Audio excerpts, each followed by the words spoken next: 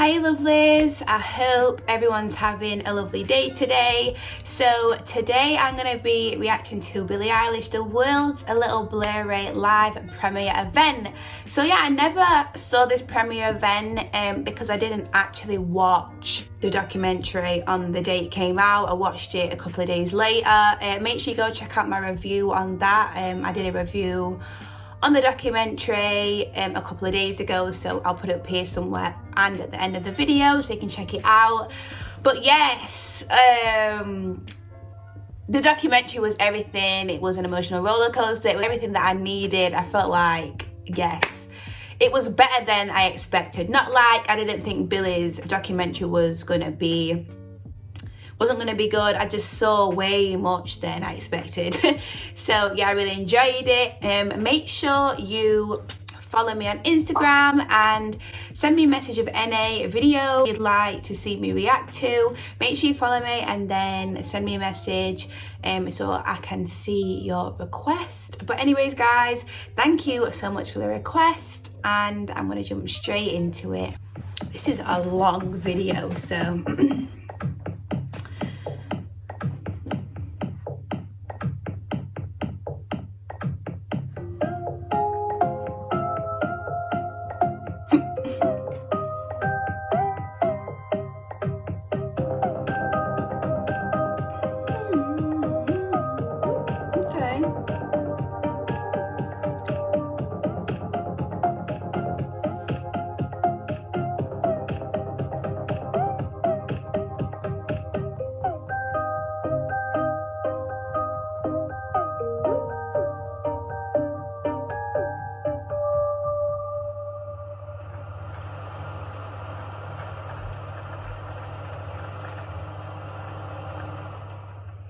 yes, car.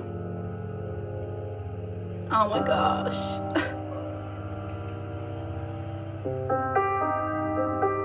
I don't think I'm ready for this right now. Oh my gosh. Let me get comfy. Oh yes, Billie. Oh my goodness, Billie. That North Face jacket.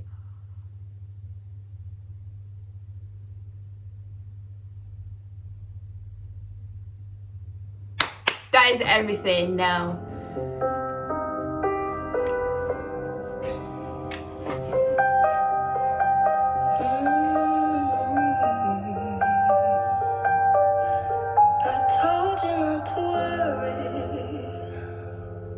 But maybe there's a light. Honey, what's your hurry? Won't you stay inside? I'm gonna stop crying. Remember not to get too close to stars. They're never gonna give you love like ours. Where did you go?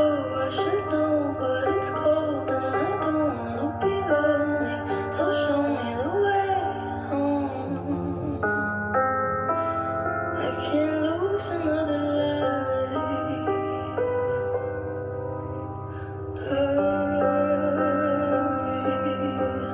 I'm worried. The world's a little blurry. Or maybe it's my eyes. The friends I've had to bury. They keep me up at night.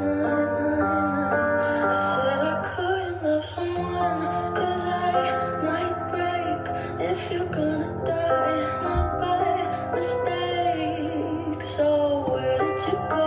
I should know, but it's cold and I don't wanna be lonely. So tell me you'll come home, even if it's just a lie. I tried not to upset you, let you rescue me the day I met you. I just wanted to protect you, but now I'll never get to.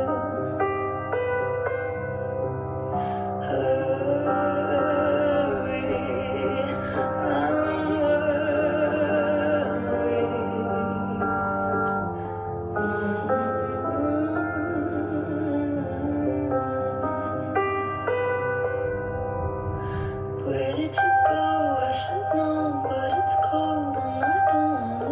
speechless. I'm sat here like, I don't care if it's a lie.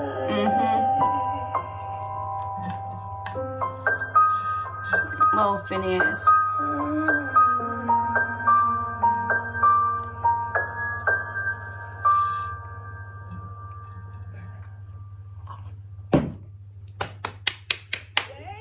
Wow. Wow. Oh, this is everything, yes. I missed hearing that so much. That was so great. Thanks, Zane. How are you? It's good to see you. It's good to see you too. Must have been nice just to be in that space again and to be able to perform. I mean, I know there's no one around apart from crew and we're all here and we're all happy to be here, but just to be able to perform and just get a sense of it again. Dude, Yeah. what is life, man? I miss it so much. I can't tell you. I'm so thrilled. I don't know. I'm so excited. It's so good to see you. So good to see you too. Everyone's watching. She's so pretty. Everyone is watching right now live on Apple TV Plus for good reason. We're all here to celebrate this film. Congratulations. Thank you. The world's a little blurry. Directed by the brilliant RJ Cutler. It's a great, great film, and everyone's gonna love it. You know, it was great hearing you sing the title, and we all know the words. But to put it in the context of your story up to this point, when did you realize that was the title of the film and not just a lyric? You know. I don't know. It just made sense. It started out with a few different titles, and then we kind of thought about it, and we were like, what else could it be? And I think what we did was we just went through all of my songs and just looked through and saw if there was anything or if it sparked an idea.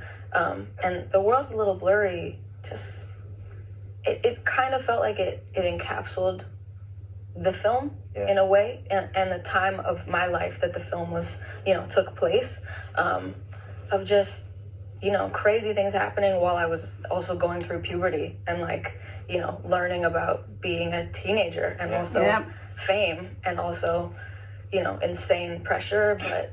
Where is the clarity in that equation? I mean, there is none. And yet there's so much tonight. We've been spoiled by an incredibly clear night here in LA. Look at Yes. this place. I know. What is this? LA is so unique, because it has these kind of scenic lookouts that you can access that I think a lot of people go to for various reasons, but hopefully a lot of people go to them to get clarity, to try and have a moment. And you were born and raised in this town. This is your town. This is your city. What was it when you were growing up, even before we'd heard your music? What was it to grow up in it, and what does it represent to you, being an LA kid? I grew up thinking, anytime I heard anything like that, do you think LA changed the way that you are and made you who you are? And I used to be like, no, of course not. But it absolutely did. I mean, I think that also I was really lucky to grow up here and have the opportunity that I had and the surroundings that I had and the, ways of, I don't know.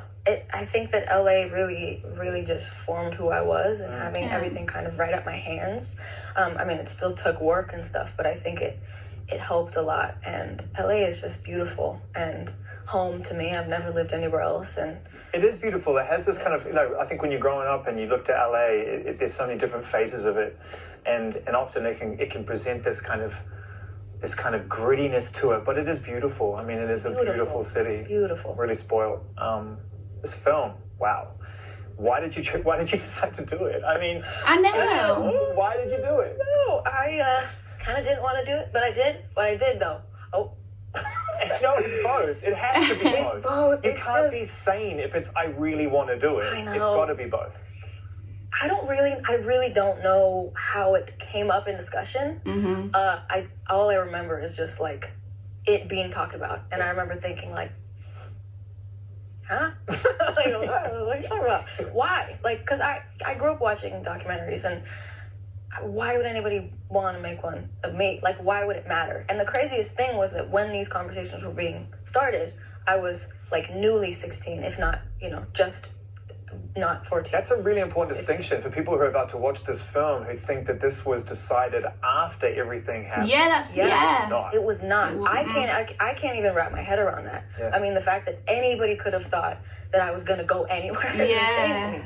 I thought, oh, okay, we're making a little movie, and it's about a little small artist and what it's like to make music, and somehow it just became this huge. I mean, I don't know. I don't know. I always wonder whether or not things like that, once you actually make a decision to do that, even though you haven't even really realized every step you need to in order to justify the documentary after the fact, that somehow it has to manifest the purpose. Yes, I know. That it's kind of, it has to happen, because otherwise why are we doing this? Right. True. Why are we doing this? Why are we doing this? Right? It's a hell of a Christmas movie at the end of the year. Yeah. You sit around with your friends and watch some reels. That just means that whoever brought up the idea of doing a documentary about Billie must have known, like, she's going to be, like, massive, like, she's going to be, you know, this unique artist, and just, she's going to be big. Like, they must have had that feeling, that little inkling feeling, and just, like, ran with it and being like, let's make a documentary, like, let's do it. And that was a good idea, though. Yeah, it was nuts. I mean, I can't believe it was made. I remember, you know, they were filming forever, and I got so used to it, and I mean, me and the whole family and everybody that knew it was going on, it was not a realistic idea. It was like not we're filming a documentary that's going to be made and then put out in 2021. That's the weirdest thing when you realize it's got to come out. It's one thing to film everything, and then it's just and it's like, hey, so we finished the film, and it's like, we have. Literally. Oh my God. Did you Very forget? Scary. Did you forget? I absolutely forgot. But also it's because, and I think that this is probably a good thing, even though at the time I was like, ugh, was that, you know, RJ, I kept being like, can I see? Like, give me a little something. It'd been crazy to show you. And he was like, artist. no, I'm not going to show you. What are you talking about? I'm going to show you. Also because that comes out. Exactly. Yeah. So for me, also because I mean, this is just a thing about me. I don't know why, but since I was little, I watch every single video of me that exists. Like, every time I'm anywhere, my mom was filming, my friends are filming, I always am like, let me see. And I have to see it. I don't know, it's a thing about me. And so every video, every picture that's taken of me, I want to see it. Wow, you had to let go. I had to put myself in a drawer. That's intense. And shut up. That's intense. You know, most people make these films 20, 30, 40 years later. I know. And then they watch them and they get to say, I think this is the great get out clause, right? They get to say, oh, you know, that was 40 years ago. I've changed so much. You're watching yourself like what, a year, 2 years after the fact? Yeah. That's intense for anybody. It's intense, and it's also like, usually these aren't made when you're right in your annoying phase. Like, that's how I think of it. Because it's like 15, 16. Yeah. Girl. Yeah. It's not fair. It's not fair. And also it's like the difference between a 16-year-old and a 19-year-old. Obviously, 19 is still super young. But 16 and 19, that's a whole different person. It's a complete different mindset. This is why it matters. Because you've always been, whoa, that was heavy. I know, it was real. That was a real one. That was a real. Ooh.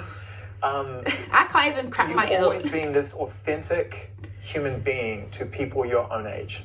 You've never pretended to be older or younger or anything that you are. You just are, right? So everyone who's going to watch it, and the fact that your music has traveled so far and reaches so many different generations now, people of all ages love it. I know. But your fans that are your age are going to watch this and they're going to feel the same way. They're going to laugh because there'll be fans who see themselves in the front row at your concerts and go, I've changed so much. I know. I think about that daily because that's one of the things that I've held so dearly to me. Is that a word? Is that a word I can use there?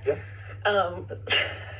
Which is that something I've loved so much in this whole process since, you know, not including the doc, but also because the doc has it in it, is the fact that I've literally grown up with my fans. Yeah. Like, we've grown up together. When I was doing shows at 14, they were 14, a lot of them. And then I was 15 and they were 15. And it's like, especially when I would do shows in the same place like a year later and I'd see the same kids and they'd be so different and we'd be so different, but we'd be still in sync. And it's so crazy because there's just not any of that. I don't know. I mean, I never had that when I was a younger. No, you're the people you aspire to meet or be or want to get close to. Always so different. Way far away. Yeah. They're really far away. So far away. You know, and you have to aspire to that. You've brought the aspiration close, no question about it. And it makes sense because the whole experience for you has been close. Yep. You know, you and Phineas, you and your family, the way that the record, everything was recorded, so unique. We get to see a real insight into the process. Yeah. Which is super cool, actually. Yeah, it was cool. We've heard about the bedroom, but what you guys actually work in there is a whole other thing. You you know. Yeah. And it must have been crazy when you watch the film back and you're transported back to that moment, that much younger, trying to figure it out. Crazy. It's nuts. It's really weird to watch. And like in the documentary, sorry for pausing, like they were like, I think they were like making the album or like a song or something for that album, and they were recording it and Billie was singing parts and she was like, oh, that's horrible, no, that's horrible, like she was like, that's not good enough. But just listen to me, it sounded so good, and I was thinking, oh my goodness, no, Billie, it sounds so good. So her bad sounds absolutely fantastic. My bad sounds bad. Billie's bad that she feels is like bad is still so good, which is just crazy. I remember, especially at the time, thinking I was so old and mature and knew exactly what I was doing, and I just wasn't at all. And I still did it. And I think that it's important for people to know that, like, you really don't know, you don't need to know what you're doing to do stuff in certain things. In certain things you do. Yep. But do you know what I mean? Is Absolutely. like, you don't have to have everything perfectly. You don't have to be a genius to make music. No. You know what I mean? But you stumbled into something that was this relationship that you and, you know, Phineas have as brother and sister Is so manifesting itself into music that is so weird, brilliantly weird. I mean, Bury a Friend, brilliantly weird. I think we actually have a clip which we're going to play now from the film of you sort of recording Bury a Friend, and the journal makes an important appearance too, which I want to talk about. Let's play it.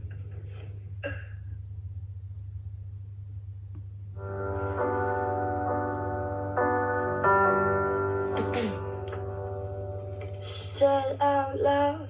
Nice. Said out loud. That sounds good. Go. Come here.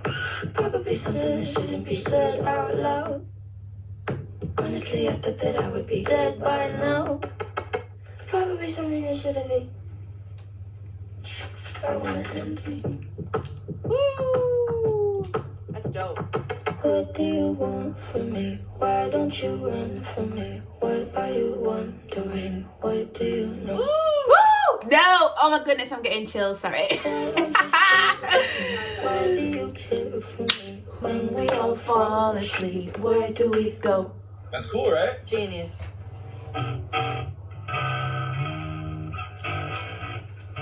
This is what I want the album to be called. See, this is what I was We all talking fall about in my asleep, where do we review. All the drawings And I and actually stuff. drew this song. This is a drawing of this song because the whole song's about like monsters under your bed. In the future, I'm gonna do stuff with wings, and I also want to. That was Future. She said she was gonna do things in the future with wings, and that was Good Girls Go to Hell. It's like she just drew things, and she already knew. Like she might have not had like a name for the song, but like she already drew something that was already a song, if that makes sense. But she didn't know what it would be. Like it's just where I drink black liquid and then my eyes turn black and then I start bleeding black out of my eyes. when the party's over. What? The eyes, though, that's what gets me every time. We're going to talk about the journal and talk about the fact that you manifested artistic greatness through the journal, which is an important tool. But the eyes, Phineas's eyes, though. Dude, well, because, oh my God. Crazy. What is he saying with his eyes there? I mean, I can't speak for him, but I think that he was saying she's going to do that. She's going to do Like, she's not joking. Yeah. Because I think that a lot of the time, when you have ideas like that, you know, it's like not a serious idea. You know, you say it to somebody and they're like, cool. But I did it. I literally did it. I put some tubes in my eyes and filled them with black liquid, and black came out of my eyes. Like, what? Yeah. You did it. And, you know... And the wings. I want to talk about the journal for a second because it's actually an often undervalued tool for the creative exercise. Absolutely. Not enough people realize that these aren't just things that get conjured up in a quote-unquote session, that you have to continue to collect your thoughts. Even if you don't do anything creative with them, what you do is you take the power away and you make them real so you can stare at them and identify what they are, right? Yep. It was a huge, I mean, it was the way that I worked. The album wouldn't be called that if it weren't for my journal. The artwork wouldn't be that way. I mean, everything would have been different. And it's weird to think about that now because I didn't think about it then. I was just drawing and I was like... Yeah, you're expressing yourself. Exactly, being inspired and you know, I wonder if it she's just- doing that it just now. worked. And I think, you know, there's no specific way you have to work, and everybody has to do this and this and this. Everybody works differently, and whatever works for you works for you. But I think that there are a lot of ways that people forget that are really crucial, that can be really crucial, that can help you a lot without you realizing. And that journal was, you know, I mean, I keep it, I should keep it in a safe because it has. I was going to ask you, like, all the don't lyrics, say all where it is. I'm not going to. But I'm assuming you have it tucked away safe. It's got it all. I left it one time in a hotel. I did. What? I left it in a hotel in Berlin, and I was a 3-hour drive away from Berlin. Oh, you must be beside And I like opened my bag up to draw. This was while we were making. I think we were making the album. Like, So you were doing a just tour in started. between, kind of like, you were going It was out like- there immediately. Yeah. It was a while. It Shows, was a minute ago. But we were driving somewhere, and it was like 3-hour drive. And I tried to get my notebook out because I was going to draw, because that's what I did. And I was like, oh, I left it in the hotel. I had somebody drive to the hotel, Of course.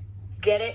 They mailed it back. Oh my God, crazy. So There are it's great stories secret. about that. I mean, you know, I can't remember who it was, and I'm sure I'll get it wrong, so apologies if anyone wants to fact check me right now, but I'm pretty sure Eminem lost a rhyme book somewhere pretty. Dude, That's like, that's imagine brutal. finding that. Brutal. And it's funny because, you know, the way that he composes his words as well is, you know, it's very artistic too, and he puts everything on the page and hands it all in. And so it's not just like writing line to line to line. Every page in a way is a piece of art. Absolutely. You know, you saw these images and these ideas, and in many respects, these anxieties on paper, right? They manifested themselves into something that spoke to your fans, and it must have been really crazy seeing these images actually become real in merch form, in videos, like. It's weird to this day to see, you know, just some little doodle in the little notebook that I've had since I was like 8, literally since I was like 8. Unbelievable, you know, coming out to merch, being on billboards, literally on billboards. Yeah, you must have moments. Can you remember one specific moment when you were driving down a main street and you saw the thing that was on page 17 and you're Oh my God, I mean, like yesterday. Like, I'm telling you, it's weird. It's very weird, It's super surreal. It's amazing. I mean, anything's possible. You have very expressive parents, you know, they're really artistically driven, and they obviously enabled and enhanced your ability with you and Phineas to express yourselves. And yet, inside this journal, you know, you're writing your innermost thoughts, the things that scare you, you're manifesting ideas. How open could you be with them when you were growing up and you were trying to figure it out for yourselves? Is it an open family? We are so open. We're so open. Always have been. I've been so lucky to have parents that were supportive of me as a person and what I wanted to do and create and just be. Like, they were, and it was so easy to talk to them. You know, I never felt like I had to lie to my You can parents. tell. They're so close. Which is so rare. Very special. I mean, there's a few years when, you know, you go through a little patch of being a rebel. And You have to learn how to do it. You have to learn how to lie. You have to learn how to do it, and you have to decide not to do it. Yes, exactly, Zane. Exactly. Yeah, but no, my parents and my family were all so close, and I feel like I would have lost it without them. I really do. I don't think I would have, you know, my parents have come on every single tour with me. Yeah. Ever. Yeah. That's, you know, And most kids your age are dying to get away. Yeah. And searching for reasons to create an independent life, and as part of the natural evolution of the family environment. You know, if you're lucky enough to grow up in a great family environment, you will search for independence at some point. You're doing that in a way that is so unique. Like, you're on the road, surrounded by people, surrounded by your family at all times. And so it must have been crazy when you came home and realized that you can't skip that step. You still need to become an independent human. Yeah, it is funny. I know it's weird. Like, I love my family and I love being with them. And there are, you know, lots of times when I would like to be alone, be away from them. Sure. But they're not forceful. They're okay, great. You can have your, you know, space and your time. And they've always been really good with that. I mean, they're amazing parents. I wish that I could parent like them. I hope that I can parent like them. But honestly, like, I've always wanted to have kids, love kids. Me is the only reason I don't want to have kids, because I don't want to have a kid like me. Pain. Your parents would disagree with you, I'm sure. Come on. Listen, there's an important moment in every kid's life when that independence really surfaces, and that is sitting behind you. Hell of an entrance today, by the way. Oh, thanks. Is that the dragon? That's a dragon. Yes, It's a dragon. car that she wanted. You had the dragon. You needed to come back and learn how to drive the dragon. Yeah. Well, this is the thing, is that, oh my God, all of these insane things were happening in my life that are, you know, monumental moments in anybody's career, right? That people wait their whole lives for, that people sometimes don't ever get. And there they were, and I was experiencing them. But at the same time, I was like, I want to get my license. Want to get your license? I want to do things because I was growing up and I wanted to, it's just weird that I was having these like, these first few moments of independence while I was also having these enormous moments in my job. Exactly. And it's funny, like, because of the way my life is, and I'm fine with it because it is what it is, and I'm really happy with my life. It's true that I am, you know, kind of years and years behind on becoming an adult. You know, I've only gotten gas by myself twice. Wow. Because look at my life. Yeah, You know? true. Great yeah. mileage in the dragon. It takes a long time to get rid of that gas. It's true. Not with the way I be driving. Well, you started slowly and methodically, thanks to Dad. We're going to play this piece, which is actually a really moving piece, I think, for any parent. I can't promise I'm not going to get a bit teary-eyed watching this run this. This is great. I know which one it is. I know. Which is going So to you know drive that the car, you're yeah. in the car and nobody's there to say anything to you. The rules of law still apply. It's not now you get to speed and do all kind of stupid. So you've been, you know, you've learned to drive and you've been coached and helped and tested in order to be sure that you're going to be a sober, sensible driver.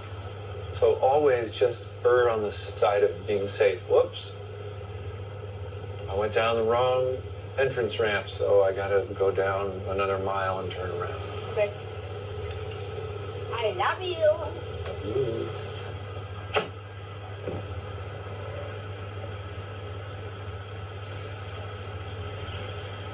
Aww. I go. Hello.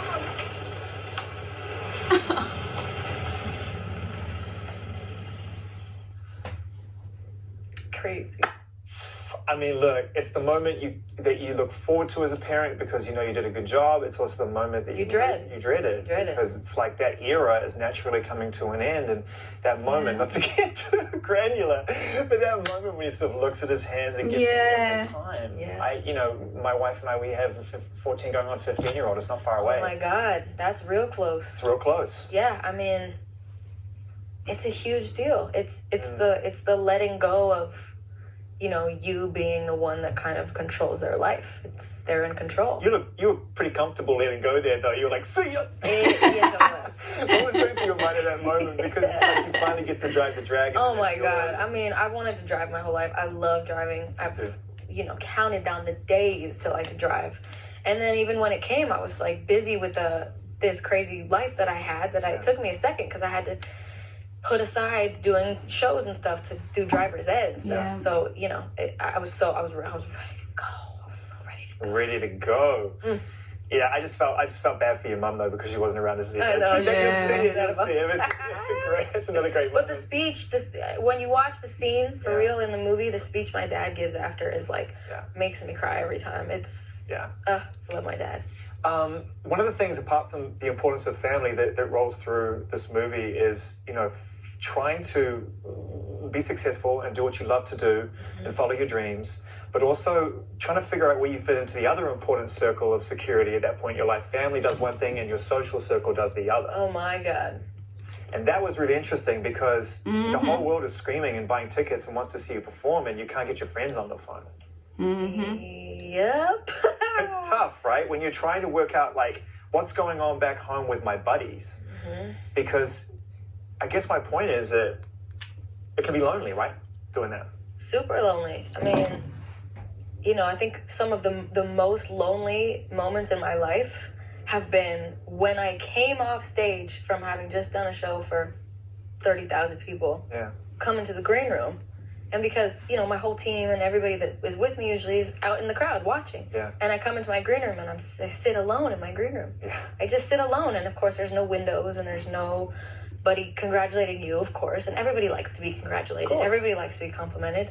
And I go in my room and I sit there in silence, alone. And you have to be in a certain mindset to be okay with that. But, for a period of time, it was really hard for me. I had to kind of, master it in a way, try to figure it out. Figure out how I could not be depressed, and just be like, oh my God, I just did this beautiful show, an amazing show, and I'm, going into my green room and sitting alone and like waiting for a reply from, whoever I was cared more about than my show. It's ridiculous. You just take things for granted, and like now, oh my God, it makes me want to scream because I can't even do shows. So thinking about the idea of the fact that I used to do shows and then run off stage and like look at my phone and see if I got a text from like a friend or just... Well, you want to share it though. You want to share it. You want to share it. You want people to be excited and you want to share it and it's crazy. Like that, it's crazy. RJ was always there though. Camera was always there. That's for sure. Camera was always there. Camera was always there. In order to create a film that's this impactful and this revealing and this great, you need to have real trust with your director. You need to really trust the vision. And you need to trust that they know how to be there and not be invisible, but equally not be intrusive. And that is really challenging. Really challenging. It was a lot. It's a lot to have a camera on you constantly. I bet. Whether it was the camera crew or like my mom filming me, because my mom put in work filming with her phone, as she does. She has so much footage of my life on that phone, I'm telling you. Yeah. And, it's great because it's capturing your life. And especially with this dog, it's like amazing. And we all feel irrelevant. And it's cool to be kind of validated that your life matters and means something, but it's incredibly intrusive and disturbing. Yeah, I asked IJ how it was to start the film and what he was hoping to achieve with it and why he chose to make it in the first place. And we're going to look at that now. Let's see what he had to say. Okay. RJ. This film was fantastic. You captured it. It was a very intense period of time to witness and to be a fan of the artist going through it. And I had no idea that you were right there the whole time getting the whole thing. So congratulations on doing that right. Thank you. The first question, I suppose, RJ, is why did you choose to make this film? Why did you want to be involved? Well, I met Billie. I was invited to meet with her at her home, and I came in and sat with them and just started talking about what we might do together. And it became very clear to me almost immediately that here was an opportunity to make a film about an artist coming of age and a young woman coming of age. And I was very intrigued by that. But what we see in this film is a very different side of Billie that hasn't really been put on display to this degree. The vulnerabilities, the real challenges. Did you see the potential for that early on? I'm driven by curiosity. Yeah. And my curiosity was sparked. I felt strongly that whoever she was, we could capture. Yeah. Okay. And the process we could capture. And of course, I was so intrigued and excited about the relationship with Phineas and how these two siblings work together and create together and what that even is, I was confident that this was a film. Yeah. And, you don't always feel that way. In fact, you rarely feel that way. And then when you do feel that way, it's very exciting. Mm-hmm. This is a story about family. This is a story about the importance of family at a time when the world is in front of you in all angles, at all sides. Yeah. What did you learn about that dynamic and how it plays into Billie's stability as a human? Well, it's quite a remarkable family story because it's simple and it's clear, and yet it seems almost miraculous. How is it possible that Billie and Phineas do this work together? How is it possible that they're true prodigies that come from the same parents? There's so many aspects to it, but most of all, they're folks who are unconditionally committed to supporting their kids being truly who they are. And truth is a fundamental theme. Truth and empathy are the fundamental themes, I think, of this film I think of Billie's work. I think of this moment. I think it's probably why it's her moment, because we yearn for truth and empathy so much for so many reasons, right? And that authenticity stretched all the way through to the edit the entire time. Even though it's going to be difficult for her to some degree, knowing the world's going to see elements of her life she so painstakingly kept to herself. She remained truthful to the process the entire time and allowed you the complete freedom to present an edit in your own way. This is my complete experience. And now it doesn't mean she didn't have response to the film, but her response to the film was very gratifying for a filmmaker. It was, she said she felt seen, she felt known, she felt understood in a way that she didn't think that she could have. That means the process worked. Oh my God. You felt seen. That is a powerful observation. That's so sweet of him. He's so sweet. What's interesting about one thing he said was, you kind of putting, and you said of me kind of having these things that I was never planning on talking about, sharing, anybody seeing, and like kind of having to just put them away. And the thing was that I really had to just look at it from third person. I had to, and it was me probably being the most selfless I've ever been, I want to say, and that, I don't know how that sounds, but that's how I feel, because when I saw the first cut, I was so excited and I felt seen, but I was also mortified and like terrified and nervous, and my instinct was to say like, oh my God, I need this out, like this, I need to protect myself. I don't want anyone to know this. I don't want anyone to know this. I need to do this and this and this. And I really had to kind of tell myself like, don't be selfish.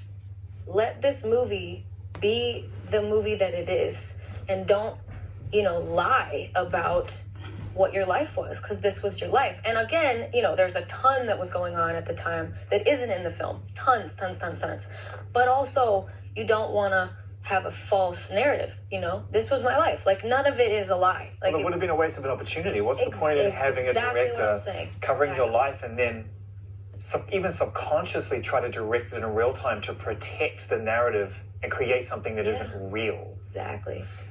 We hear it in your music, we see it in your videos, we see it in your performances. The only thing that we hadn't seen was it in real life. Mm-hmm. Yeah. And so it's the final piece of the puzzle to help others understand that you are real. And you're like everyone. So we're all suffering from things. Yeah, we all are. In some capacity. All times. Yeah. Because like I've said before, like I felt like I knew Billie just from her music. Even some interviews that I've watched, I felt like I knew her very well. But I didn't know her that well, because in the documentary you just see so much more.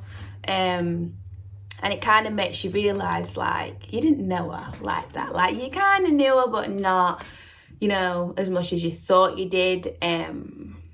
But yeah. We're all wired different. We all go through things different.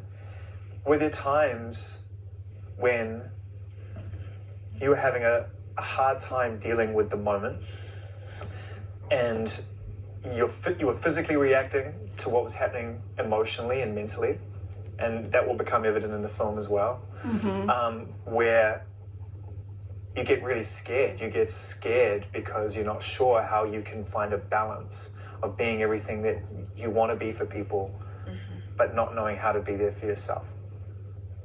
Beautifully put, Zane. Yes. Yes is the answer. I think there's a lot of moments. I think that there's a specific moment in this film of just, just kind of seeing this kind of more in-depth look of what was going on with me and how I was doing. And then, I was kind of shoved into this situation of vulnerability that I wasn't ready for. And, there's only a sliver of it in the movie, and in my real life, it's, all the time. And back then it was every second. And it was some of the worst moments of my life, to be honest. Certain times when I was trying so hard to deal with what I was going through and like heal from it. And suddenly there was this whole new thing plopped on the top of me. And suddenly I was,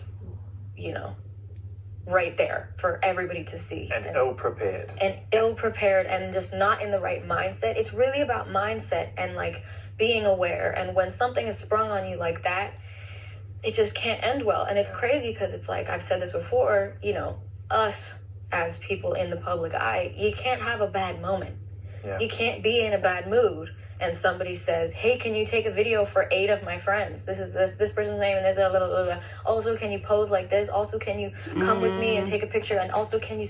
It's like, I understand it always comes from a place of love most of the time. Sometimes it doesn't. But it mostly comes from an affectionate place. And you just can't have a moment of, you know what? No, I really don't want to do that. I'm really miserable right now and I have other things going on. And the thing is that you just have to be bigger than that and be like, you know what?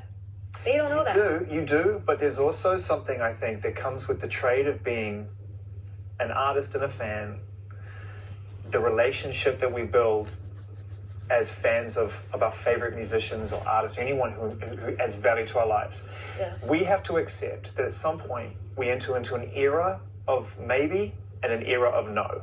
Yeah, sure. It's about allowing you the space to build a narrative where your life is your life. It's true. And we have to take responsibility for that as fans too. It's part of the growth. I mean, I've seen artists do it over and over again, and real fans stick it out because we respect it, right? Yeah. We respect it. Yeah. It's just so important to have respect for people. Yeah. And I think that the problem is, we all do this, when you feel very strongly, whether it's good or bad, you just act out. It's just how you naturally, if you're super excited about something, you're gonna be different than you are when you're not super excited about something. And we kind of go crazy, you know, especially when it's something that we feel has changed us as a person, has made us who we are, has, you know, we dream about and we fantasize about, and then there it is in front of you and you're gonna say something weird. You're gonna act weird and you're gonna do something weird. And so that's why that's like the first thing I think whenever there's like a weird situation with somebody who maybe is a little inappropriate with something they say or do or whatever, because I try to be like, you know what, I've felt that intense feeling of want, you know, before, and it makes you do crazy stuff. It makes you do crazy stuff. So, you know, it's just a balance. It's a balance, and you're going through it. And here's the thing: like, it was only a few years ago that it was so simple. None of this even had to be really considered because you were doing crazy stuff because you felt that energy. Yeah. I mean, let's play the last clip from the film. Okay. In this conversation, which I think really makes that point that back then it was very simple and the connection was so there. Right up close. Yeah.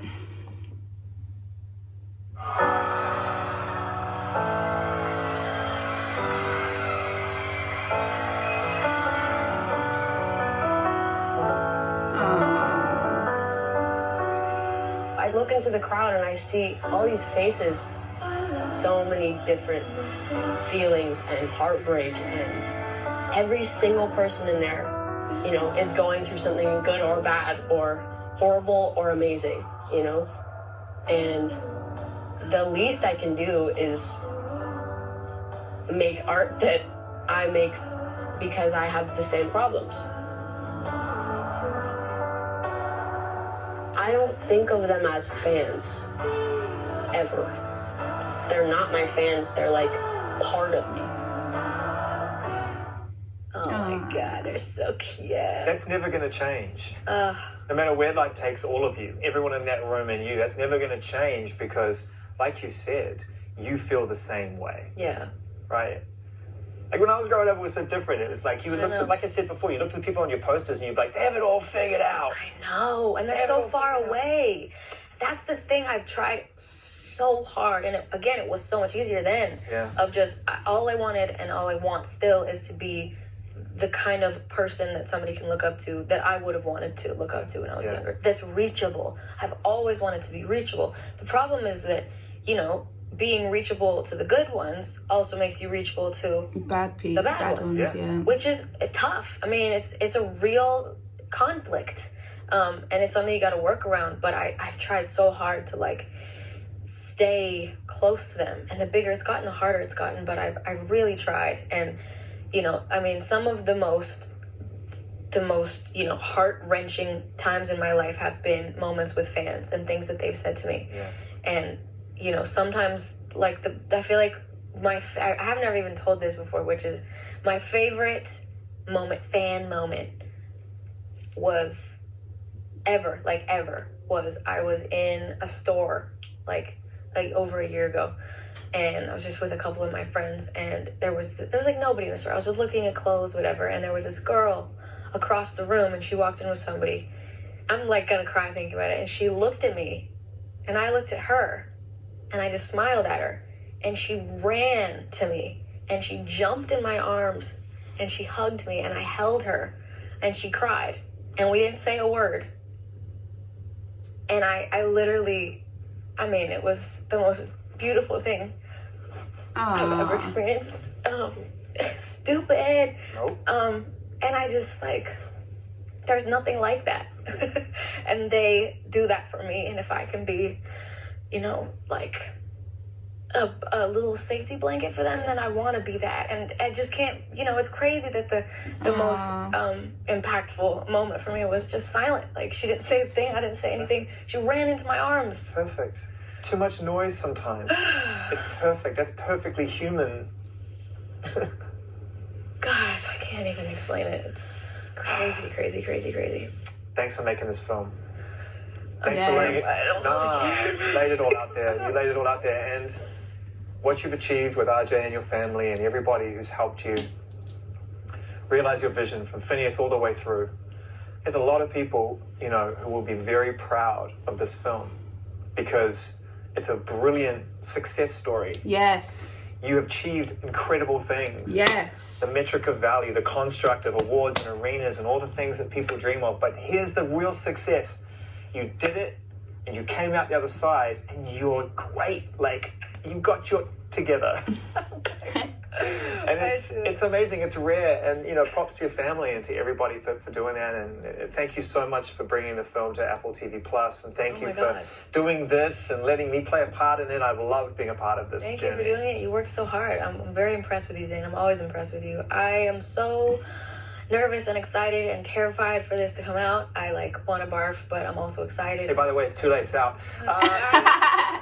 Well, thank you, RJ, and thank you, Jenna, and thank you, my family, and everybody that participated. Go home and watch it with your family and I'm friends.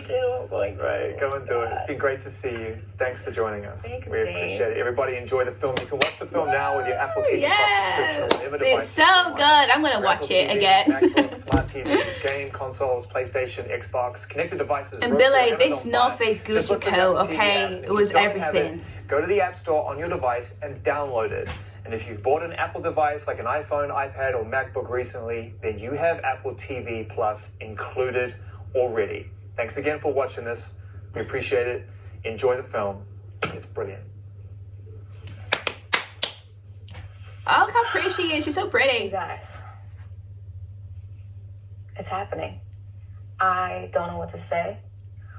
I want to hold you and kiss you, squeeze you tight. This is insane. I can't tell you how much I want to give you. I hope you enjoy it. Please don't judge me. There's so many things in this movie that I'm terrified for to come out. I love you. I miss you. I can't wait till you're in my arms again. Enjoy the movie. Please take care. Be safe. I can't wait to see you soon. She's so pretty. And I'm out. Yes.